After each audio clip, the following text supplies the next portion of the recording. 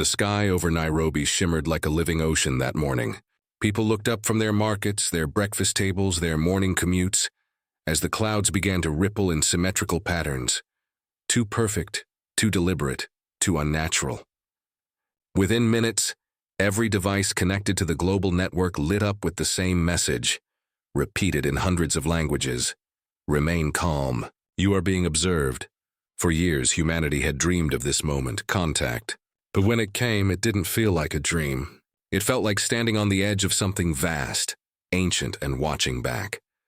Dr. Amara Solon adjusted her visor, shielding her eyes as streaks of silver descended through the atmosphere. The air itself seemed to hum. She was one of the astrophysicists stationed at the Kilimanjaro Array, the largest human-built observatory on Earth. Her breath caught in her throat, not out of fear, but awe. Those aren't probes, she whispered. They're observing vessels. Her colleague, Aiton Duran, squinted at the incoming data on his holographic display. They're aligning around the planet, evenly spaced, like a net. A hush fell across the control deck. Even the machines seemed to slow, as if listening. Then a sound, not through speakers, but through the air itself, resonated like a vibration inside the bones. To the dominant species of Terra, your time of isolation is over. The voice was neither male nor female, not mechanical nor organic. It was collective, like an ocean speaking through every wave at once. Amara stepped closer to the viewing glass. They're speaking directly through the ionosphere, she said softly. That means they understand our atmosphere's structure. They've studied us. Outside, the ships weren't landing, they were arranging. Each one glowed with a pale, tranquil light as if mocking peace. Their formation cast geometric shadows over cities. At the United Earth Command, deep beneath the Swiss Alps, Admiral Cale Roon watched the same scene unfold through the orbital feeds. No transmissions beyond that initial message, his aide reported. Roon's jaw flexed. They're testing response patterns. They want to see what we'll do before they act. Sir, you think this is a first contact? Hostile? Roon stared at the projections of the ships. Nobody builds something that big just to say hello. Back in Nairobi, Amara felt her wrist communicator vibrate. Her brother's voice came through, shaky. Amma, the news, they say every satellite is being overridden. Even LunaNet's gone silent, her heart pounded. LunaNet was isolated, offline for security reasons. If they'd reached that, they weren't just observing, they were already inside, and then silence. The hum stopped. The light from the ships dimmed to a cool silver glow. All over Earth, the same phrase echoed again, this time slower, deliberate, like a teacher repeating a lesson. This world belongs to the Union of 12. Your compliance will ensure preservation. 1,000 breaths caught. News anchors faltered mid-sentence. Children stopped playing. Mara gripped the railing, knuckles white. Union of 12? Eaton murmured. Who gave them the right? Before he could finish, a new sound filled the air, soft, rising, unmistakably human. From streets, rooftops, balconies, it was people. Not screaming, not panicking, singing. An old earth hymn, wordless and ancient, spreading from one city to another like light spilling across water. Amara felt tears sting her eyes. They thought we'd fall silent, she said. But we don't do silence. Aiton looked at her, confused. You think they can hear us? I hope they can, she said, voice trembling but steady. Because that's how humans answer. Above the planet, the ships pulsed once, slowly, like blinking eyes. Then for the first time, one of them moved. A sphere of light detached from orbit and began descending. Not to a capital, not to a military base, but directly toward the Kilimanjaro Array. Every camera on Earth turned toward it. Every heart, every mind, every hope fixed on that silver comet streaking through the morning sky. Amara whispered to herself as she watched it grow brighter and brighter. If they want to test humanity, they chose the wrong mountain. The ground trembled. Dust rippled across the observatory floor as the craft slowed, hovering mere meters above the plateau. The air smelled faintly of ozone and rain. Aiton's voice cracked. It's scanning us. Amara didn't move. She raised her chin and met the pulsing glow with steady eyes. For one heartbeat, the entire planet seemed to hold its breath. Then a voice, softer this time, filled the air around her. Not through speakers, but directly in her mind. "Identify yourself, human." Amara swallowed hard. "Dr. Amara Solon, daughter of Earth." Silence. Then the voice again, this time with something new in it. "Confusion, you do not kneel." She smiled faintly. "We don't kneel easily." The light around the craft flickered once, uncertain, then steadied. From orbit, Admiral Rune watched the data feed freeze. What happened? "What's it doing?" "Unknown," his aide replied. "But sir, its telemetry just changed. It's transmitting a new signal." "To where?" The technician looked up, eyes wide. "Not to its fleet, sir. To ours." Rune's heart stopped for half a beat. "On every ship, every command post, every terminal on Earth." One message appeared. Simple, chilling, and utterly clear. "The assessment begins." And in that instant, every human on Earth knew this was not contact. It was an examination. The object that hovered above the Kilimanjaro array no longer shimmered like metal. It breathed light, soft, pulsing waves that washed over the stone and steel around it. The morning air crackled faintly, charged with invisible energy, as if the sky itself were trying to remember how to speak. Dr. Amara Solon stood at the base of the craft, visor reflecting its glow. The entire observatory crew had retreated to safety, but she hadn't moved. She couldn't. There was something hypnotic about the way the ship seemed to listen to her presence. Curious, cautious, almost sentient. She adjusted her voice recorder. "Day 1, post-arrival. Object has descended to an altitude of approximately 30 meters. No weapon signatures detected. Possible intelligence. Observational or interactive." The craft pulsed once, brighter, as if acknowledging her words. Eitan's voice crackled through her earpiece. "Amara, it's replicating your speech patterns. The modulation spikes every time you talk." "Then we keep talking," she replied. Back at the United Earth Command, Admiral Kyle Rune paced before a screen showing the same scene in real time. The entire planet was watching one woman standing before something not of Earth, and she wasn't afraid. That alone was reshaping morale across every border. "Sir," his aide said quietly, "social feeds report global ceasefires. Even the northern enclaves paused their disputes. Everyone's watching her." Rune nodded, eyes still fixed on the screen. "Sometimes a single calm voice does more than 1,000 cannons." On the plateau, the ship shifted again. A section of its surface rippled open, revealing a lattice of luminous strands, like veins of liquid light. Within, something moved. Not a creature, not quite. More like a projection taking form from vapor. The figure solidified, a tall, translucent being with features in constant motion.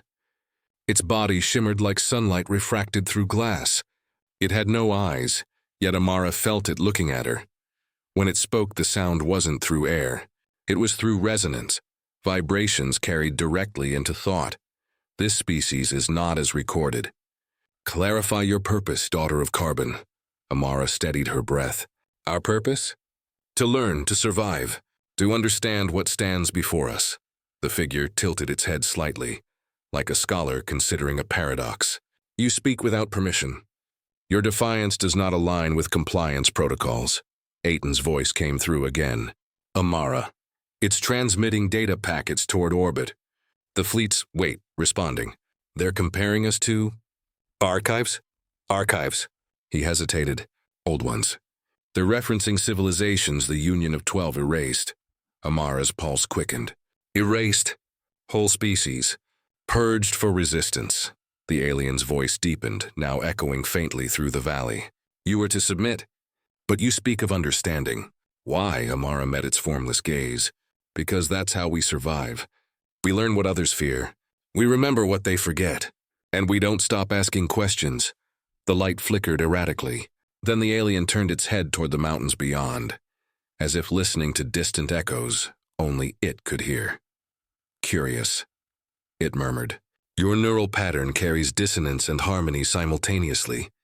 You feel fear yet act without it." She gave a small smile. "That's what it means to be human." Back in orbit, one of the alien vessels adjusted its trajectory. Deep scans of Earth's atmosphere began, tracing oceanic heat flows, electromagnetic frequencies, even cultural broadcasts. For the first time, the Union's observers didn't just see a planet, they saw a story. Billions of tiny movements of resilience, invention, emotion on board the flagship of the alien fleet. The overseer of the Union of 12 watched holographic displays filled with human imagery. Children running through rain. Old engineers mending satellites with trembling hands.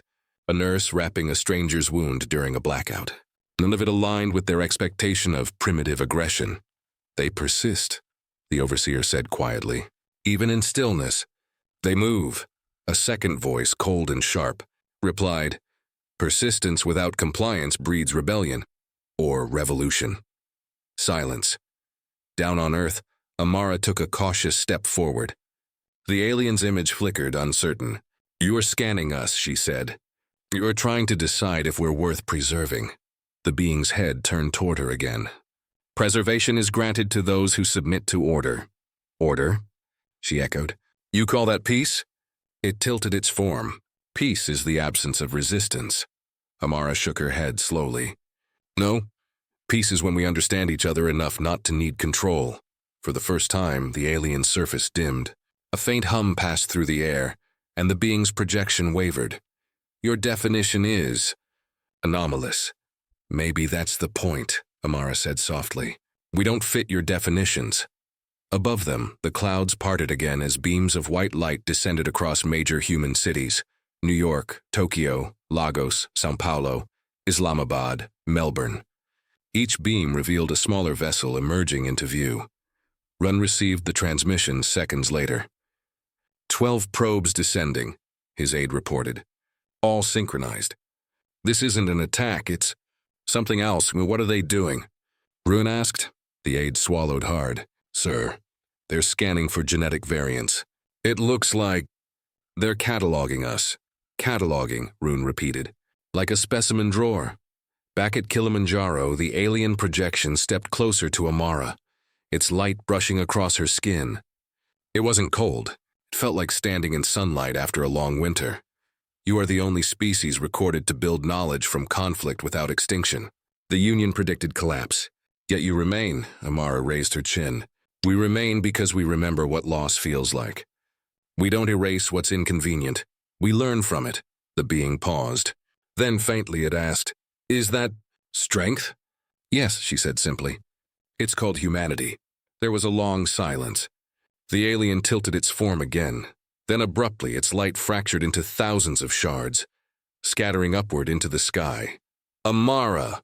Eaton shouted through the comms. "It just transmitted something to orbit." "What kind of signal?" she demanded. He hesitated.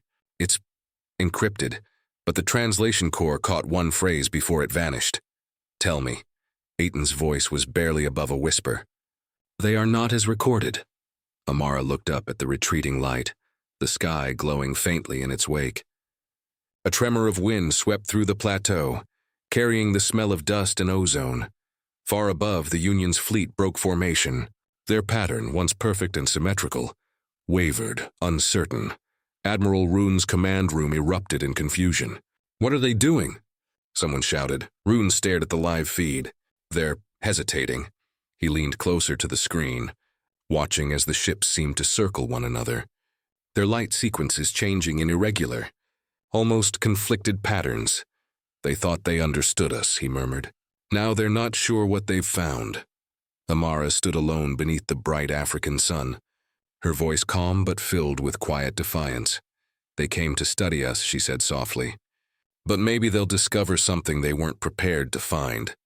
She turned back toward the observatory, unaware that miles above, within the command network of the Union, a new directive had just been issued, one that would change everything. Commence Phase 2, behavioral test. For 3 days after the encounter at Kilimanjaro, the alien fleet hung motionless in orbit. No more messages, no more lights. Just silence, cold, patient, suffocating silence. But silence was never empty on Earth. It was filled with whispers, theories, fear, and a growing sense that something unseen was shifting above them. Dr. Amara Solon hadn't slept. The alien's final phrase echoed endlessly in her mind. "They are not as recorded." It meant someone had recorded humanity before. It meant this wasn't their first visit. She stood at the observatory window as dawn rose over the savannah. The horizon shimmered gold, washing over the silver hull of the dormant alien craft still floating nearby. Her voice recorder blinked red, still running. Day 4. No activity from the vessel since the encounter. Satellite scans show orbital repositioning of at least 12 ships. Possible reconfiguration. Aiton approached quietly, holding a tablet. His expression was pale, exhausted. You should see this. He projected an image into the air, an orbital map of the planet. The alien ships were no longer in observation formation. They'd arranged themselves into a sphere, perfectly enclosing Earth in a lattice of energy. Amara frowned. Containment, Aiton nodded. They're sealing us in. Before she could reply, her comlink buzzed. The voice on the other end was clipped, military. Dr. Solon, this is Admiral Kale Rune. You're being transferred to Global Command immediately. Pack light. Within hours, she was aboard a high-altitude transport slicing through the atmosphere toward Geneva. From the window, she could see them. 12 radiant lines stretching across the sky, visible even in daylight. It was beautiful in the way a thunderstorm is beautiful, majestic yet terrifying. At command, Rune met her in the main hall. The man looked like he hadn't seen rest since the first day of the arrival. Doctor, he said, motioning her into the situation room. We've decrypted fragments from the alien transmissions. It's not just a test. It's an audit. An audit? They're measuring compliance with something called the preservation doctrine. Any species failing it is, he hesitated, choosing his words. Archived. Archived? Amara repeated. You mean erased? Rune didn't deny it. He switched the display. Footage appeared, grainy, ancient-looking. Alien archives recovered through intercepted data. It showed worlds stripped bare, oceans evaporated, cities turned to dust under quiet light. All of it done in perfect silence. Aiton, now beside her, whispered, They've done this before. Amara stared at the footage. But why observe us first? Why not attack? Rune folded his hands. Because they believe they're giving us a chance. The warning is part of their protocol. They don't see themselves as destroyers, Doctor. They see themselves as correctors. The room fell silent.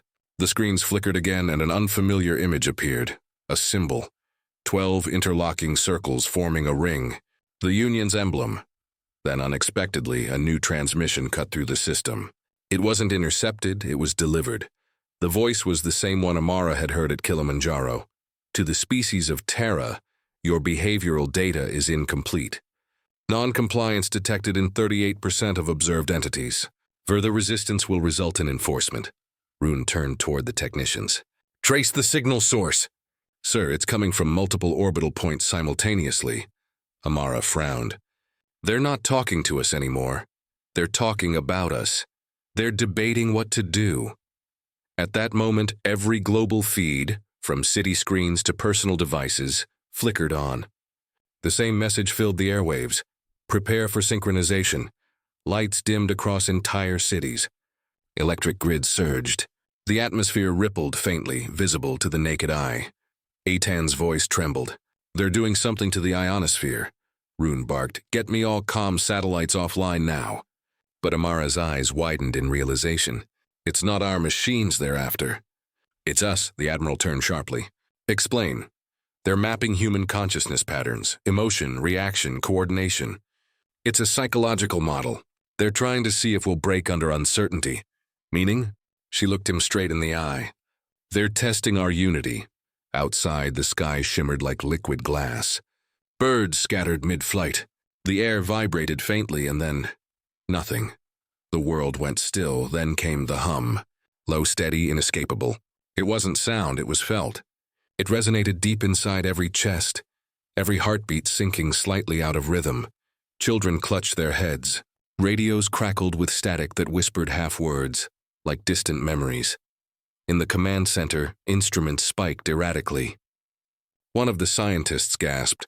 They're projecting frequencies at the neurological range, trying to align our brain waves. Rune gritted his teeth. To what end? To see, Amara said quietly. If we surrender our will. Across the planet, screens began to flash a new symbol, the 12 circles again, rotating slowly. And beneath them, a single line of alien script translated in every language known to humankind. harmony through compliance. For a heartbeat, the world teetered between awe and terror. Then, something unexpected happened. From the streets of Mumbai to the plains of Canada, people began switching off their devices, powering down screens, covering windows, not in panic but in quiet refusal. No one coordinated it. No government ordered it. It was instinct. Human instinct. Amara felt tears in her eyes as reports came flooding in. Factories shutting down voluntarily. Entire neighborhoods gathering outdoors under the open sky. Strangers holding hands and singing again. Just like that first day, Run looked at her bewildered. What are they doing? She smiled faintly. They're answering the question. What question? If we can stand together. For the first time since the arrival, the alien light in orbit pulsed irregularly, like a heartbeat skipping a beat. Then another. A technician shouted, "Sir! One of their ships just broke formation." Which one? Sector 4, over the Pacific. It's descending. Amara turned toward the screen.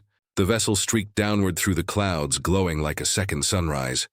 Her voice was soft but resolute. The warning's over. Rune nodded grimly. Then we'd better be ready for what comes next. Outside, the sky blazed silver as the alien craft pierced the ocean's surface without a sound. And somewhere deep beneath those waves, something ancient and unmistakably human stirred in response. The ship that fell into the Pacific did not explode, did not crash. It vanished. The ocean swallowed it whole, leaving behind a spiraling ring of glowing mist that stretched for miles. The world waited, breathless. For hours, no data came from that region. No sonar, no satellite signal. It was as though the sea itself had turned secret. At the United Earth Command, tension hung like a physical weight. Admiral Kyle Rune stood before the central display, a sea of reports scrolling faster than human eyes could follow. "We've lost visual confirmation," a technician said quietly. "The vessel submerged beyond sensor depth." "How deep?" Rune asked. "Deeper than we've ever mapped." Beside him, Dr. Amara Solon leaned over the console. Her voice was steady, but there was a tremor in her eyes. "They're not retreating, Admiral. They're searching. Searching for what?" She looked up. Something they didn't expect to find here. In the days that followed, strange readings began appearing across the globe. Energy surges, resonant frequencies echoing beneath old cities, near magnetic poles under mountain ranges. The Union's ships hovered motionless, their light flickering irregularly like uncertain stars. It was Eitan who noticed the pattern first. "These pulses, they're not alien." He overlaid the waveforms on the screen. "They're human. Some kind of encoded resonance. The frequency matches transmissions we used during the early Mars expeditions, over a century ago." Rune frowned. "That's impossible. Those colonies were abandoned decades ago." Amara's mind raced. Unless something survived, or someone, the realization hit like a current through the room. Humanity had always believed itself isolated, disconnected, rebuilding after the quiet collapses of earlier generations. But what if fragments of that past still lingered, unseen? Eitan zoomed in on the Pacific anomaly. That's where it started. The pulse. Every 12 hours the energy spikes, as if something below is replying to the alien signals. Rune's expression hardened. "Then whatever's down there might be the key to ending this." Amara nodded. "Or the reason it began." A storm gathered over the Pacific as the world's eyes turned toward the ocean.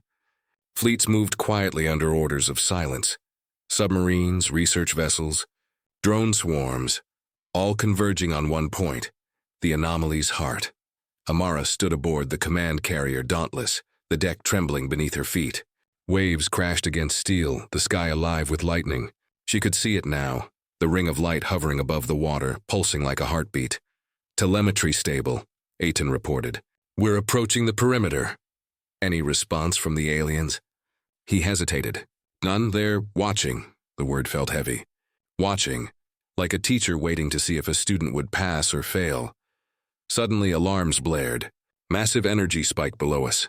The sea erupted in white fire. A column of light shot upward, blinding, deafening, scattering the clouds. Through the chaos, Amara glimpsed a shape rising from the depths. A structure of ancient metal, covered in coral and scars of time. "Not alien, human." "It's a relay," Eitan whispered. "Old world tech Earth-made." Run's voice came through comms. That's impossible. Those were all dismantled after the collapse. Amara's breath hitched. Not all of them.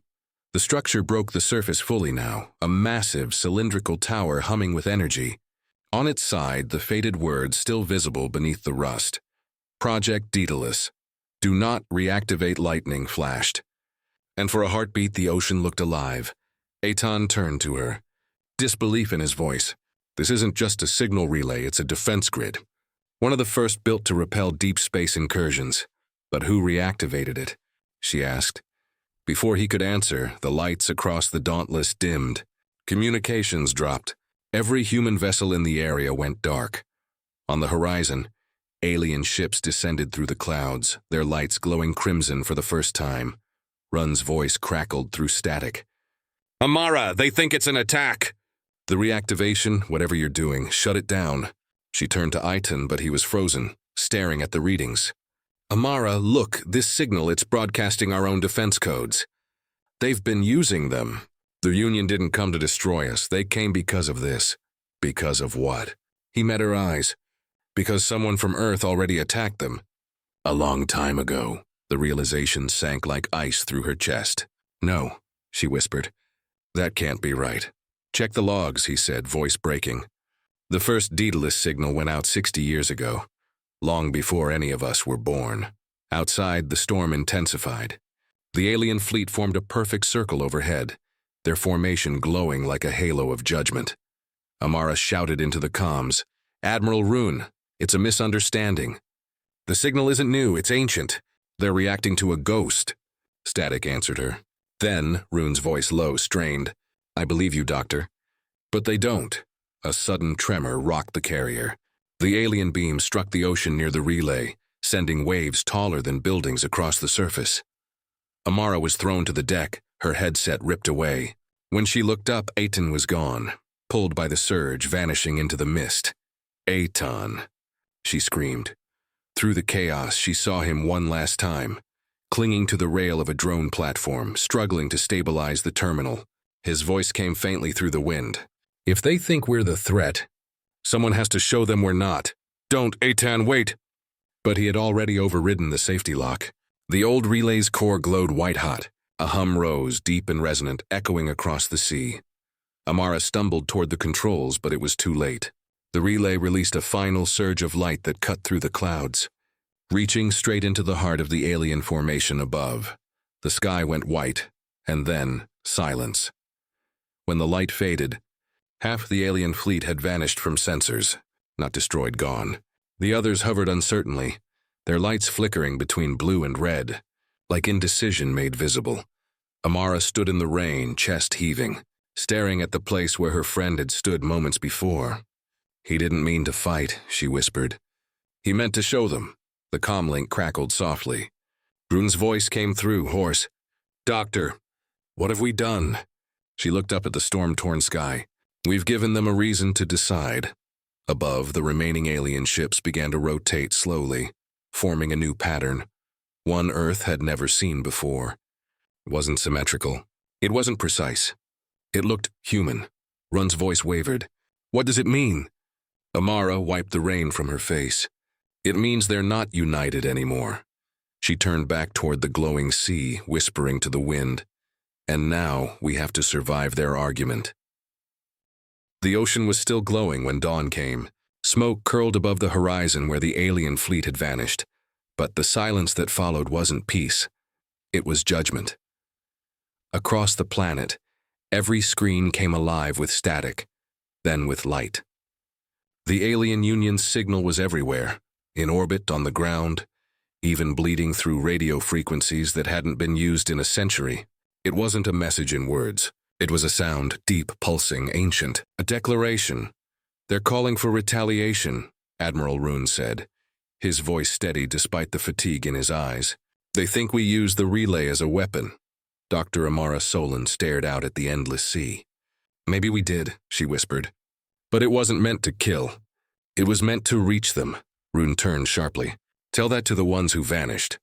When the first Union ships descended through the clouds, the sky itself seemed to burn. Their weapons didn't strike cities directly. They tested the atmosphere, releasing bursts of controlled energy, measuring, adapting. They weren't invading. They were preparing. Earth's defenses scrambled. Every major power activated its orbital shields.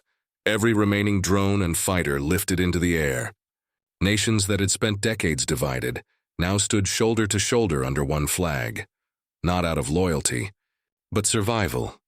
The world remembered what it meant to fight together. In a hidden base beneath the ruins of what was once Kyoto, engineers and scientists worked day and night, their hands trembling from exhaustion. Among them, Amara stood before a holographic model of the Daedalus relay. "We can't deactivate it," she said, "but we can amplify it. If we sync its frequency across the planet, it might force a signal of recognition, a universal handshake." Aiton's voice haunted her thoughts. "Someone has to show them we're not the enemy. But if we amplify it wrong," one of the technicians said, "we'll fry every satellite, every grid. We'll blind ourselves." Amara looked around at the tired, frightened faces. "Then we fight blind," she said. "But we fight together." Above the clouds, the Union Armada rearranged itself into a vast formation, circular, deliberate. But something was different. Their lights no longer pulsed in unison. Two colors now, red and white division, half wanted vengeance, half wanted answers. Admiral Rune watched the display from orbit aboard the Dauntless D2, rebuilt in a week by what was left of Earth's shipyards. "They're arguing," he said, half in awe. "Their own ships are forming opposing lines." "That's our chance," Amara replied through the comms. "If we can amplify the Daedalus resonance now before they strike, maybe the ones still listening will understand." The order went out across every human network. Civilian tech hubs, old research satellites, even abandoned lunar stations all reactivated. Humanity became one machine of defiance.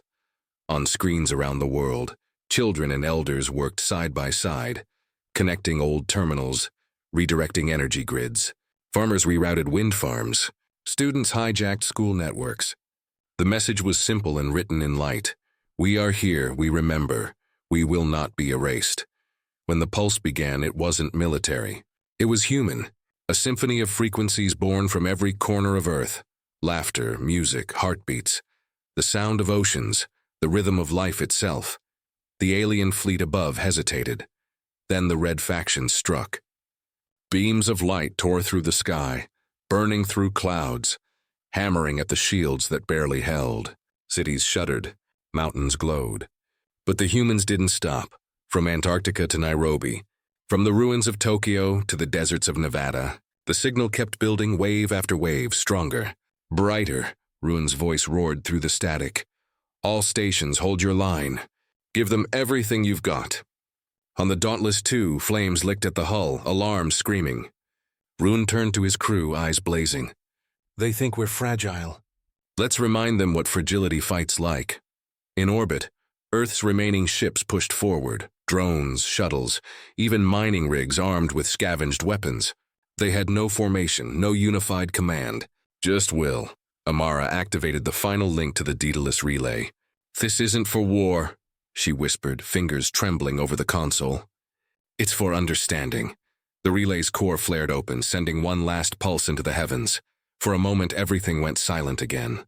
Then, the Union's white lights began pulsing in rhythm with the signal. One by one, ships turned, forming a barrier between the Red faction and Earth. They were protecting humanity. The Red faction roared in fury, turning their weapons not on Earth, but on their own kind. The sky became a war of gods, alien against alien, colors clashing in storms of light. From the surface, people watched and wept, not in fear, but in awe. Rune's voice echoed through every comm. "We did it, Doctor. They're fighting for us." Amara stood beneath the glow of the relay, tears cutting through the soot on her face. "No," she said softly. "They're fighting because of us." The clouds above split open, revealing the stars. For the first time in history, the galaxy looked down and saw a world that refused to kneel.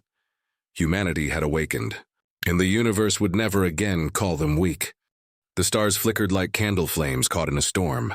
From orbit, the view was unreal. Half the alien fleet burning with red defiance, the other half shimmering white in quiet defiance of their own kind. Between them, Earth hung steady, glowing like a single blue ember in the void. Admiral Rune stood at the viewport of the Dauntless II, his reflection ghosting across the glass. The ship's systems were failing, power levels dropping by the second, but no one on board stopped to rest. Humanity had learned something ancient that day, that survival wasn't about power. It was about endurance. "Sir," a young officer said, her voice trembling, "the White faction is transmitting something. It's not in any known language, but it's using the dataless frequency," Run frowned. "Put it through." A wave of light shimmered across the bridge. Patterns of sound and color rippled through the air, rearranging themselves until they became something eerily familiar. A heartbeat. One slow human pulse. Dr. Amara Solon appeared on the bridge's holoscreen from the ground command center. Her face was pale, exhausted, but her eyes burned with wonder. "They're sinking to us," she said. "Not attacking, not retreating, listening." On Earth, the world had gone quiet. Cities were darkened to conserve power. The hum of the Daedalus relay filled the atmosphere, vibrating in every structure, every molecule. It wasn't destruction, it was resonance. And in that resonance, humanity began to feel something foreign, yet familiar. A message. Amara closed her eyes, hands pressed to the console as the data streamed in. Her voice was soft, as if afraid to disturb the moment. "They're saying they didn't start this war. They were told we were a weapon, something ancient left behind from before their own creation." Rune's jaw tightened. "Then who told them that?" The holo flickered, the signal wavered, and then another presence emerged. Not red, not white, something darker, older. It wasn't a ship. It was a memory. Every human screen filled with the same vision. A great expanse of stars, empty and cold. And within that silence, a shadow moved. It wasn't alive. It wasn't dead. It was recorded in the light of time itself. A voice echoed through every speaker, deep and patient, like stone breaking underwater. "We seeded the stars. We built you all to remember." The image shifted, a humanoid silhouette of light standing over 1,000 worlds. But one species refused to be controlled. One species chose. The vision focused on Earth, its oceans, its skies, its fragile balance. "You are not the youngest. You are the last." The command centers erupted in disbelief. Technicians stared at their monitors as though they were reading prophecy. They made them," one whispered. "The aliens, the Union, they were created by something else." "But we weren't." Rune turned toward the comm. "Doctor, what does it mean?" Amara's voice was steady, but her hands shook. "It means we weren't supposed to exist. Humanity wasn't designed, engineered, or planned. We were the accident that learned to dream, and they're afraid of that." Above, the alien factions clashed again, but the strikes were hesitant now, uncertain. The white lights grew brighter, pushing back against the red with bursts of harmonic energy. And then, in a sudden shift, the entire red fleet froze. Their lights dimmed. Their weapons powered down. The memory voice returned, weaker this time, fading like an echo. "The experiment is complete. The wild ones have survived." And just like that, the red faction's ships disintegrated into dust, dissolving into the vacuum like mist under sunlight. Amara fell to her knees, overwhelmed by the flood of emotion, the truth too vast to contain. "They weren't enemies," she whispered. "They were just forgotten children." The remaining ships of the White faction descended through the clouds, silent and slow, their glow soft and trembling. No soldiers emerged, no weapons, just beams of light that reached the surface like searching hands. In the middle of the Pacific, the Daedalus relay pulsed once more, and then went still. Every transmission, every signal, every light from the alien fleet faded into silence, and for the first time in millennia, the stars above Earth were clear again. Run stood on the surface days later, watching the horizon where alien light had once burned. "You think they'll come back?" he asked quietly. Amara smiled faintly. "Not to fight. Maybe to learn." He turned toward her, the faintest trace of a smile breaking through the exhaustion. "And what will we tell them?" Amara looked up at the sky, vast, bright, alive, and said, "That we remember what it means to be human."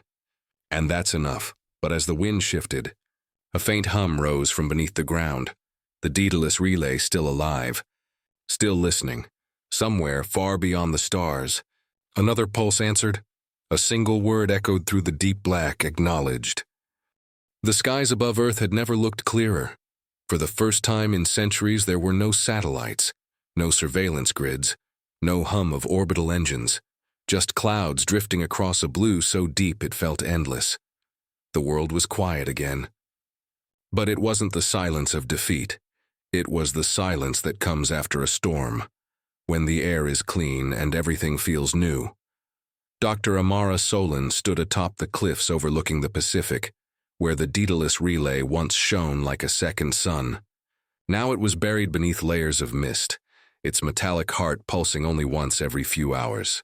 Faint, steady, alive. Behind her, Admiral Rune approached slowly. His uniform was worn, his steps uneven, but his voice still carried the weight of command. "It's strange," he said. "We've won a war that never really happened." Amara smiled faintly. "Maybe that's the only kind worth winning." In the months that followed, humanity rebuilt not as nations, but as a species. Borders faded. Old rivalries dissolved. People began looking up again, not for threats but for answers. From the wreckage of the old orbital network, a new one rose. The Harmony Array, built not for defense but for connection. Every signal sent through. It carried a single encoded phrase: "To any who can hear us, we remember." Amara watched the first broadcast go out, her fingers brushing the console. "Do you think anyone's still listening?" Rune chuckled. "After what we've seen, someone always is." Weeks passed. The Daedalus relay remained quiet, a sleeping giant beneath the ocean. But one night, while most of the world slept, a small anomaly appeared on every global receiver. A repeating tone, steady and soft. Beep. Pause. Beep. Amara was the first to notice it. She ran the signal through every decryption protocol known to humanity. But it wasn't code. It wasn't language. It was a pattern, a heartbeat, and it wasn't human. The next morning, Rune joined her at the observation dome. The two stood in silence as the signal grew clearer, rhythmic, alive, echoing through the ionosphere. Then, without warning, the Daedalus relay activated on its own. The ocean below churned as brilliant light rippled through the waves. "Is it another fleet?" Rune asked, instinctively reaching for his comms. "No," Amara whispered, eyes wide. "It's a reflection. From orbit, telescopes captured. Something astonishing. Hundreds of small, faint lights scattered among the stars, each pulsing in synchronization with the relay. They weren't ships. They weren't planets. They were beacons, all across the galaxy. Each one answered the pulse. Messages began to flood through the relay. Not words, but memories, images, worlds with skies of violet and oceans of glass. Civilizations that had vanished long before humanity learned fire. Faces, alien and familiar, looking up, sending light toward the same silent blue world that had once seemed alone. They weren't gone, Amara breathed. They were waiting for something real. Rune stared at the display, the flickering beacons forming constellations of meaning. Waiting for us. As the world watched, the Harmony Array transmitted one last signal, a mirror of the original pulse that started it all. Only this time it carried no fear, no defense. Just a message. We are humanity. We survived not because we were strong, but because we cared. The response came slowly, like a sunrise breaking through endless night. Dozens of alien beacons aligned into words across the stars, a language no one had taught them, but everyone understood. We remember, and we will come. Months later, Amara returned to the cliffs. The relay was quiet again, resting beneath calm waves. She placed her hand against the cool metal surface of its outpost and closed her eyes. She could still feel the hum, faint but steady, a pulse that no longer belonged to a machine. It was the heartbeat of connection, the echo of a species that refused to vanish. And somewhere in the vastness of space, countless others had heard it, and were now answering back. Amara looked up one last time at the daylight sky, where stars hid just beyond sight. Maybe, she whispered, smiling softly. We were never the dangerous ones after all. Rune's voice came through her calm and certain. No, he said. We were the reminder. The wind carried the sound of waves against metal, soft and rhythmic, almost like breathing. And then, as the sun broke across the horizon, the Daedalus relay pulsed once more, sending a gentle wave of light into the sky. Not a call for war, not a cry for help, just a simple message carried across eternity. We are still here.